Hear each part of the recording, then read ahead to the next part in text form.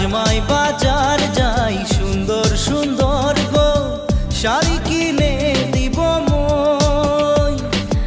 अपन हाथ से खाना बनाई के तुके खुआई দিব মই।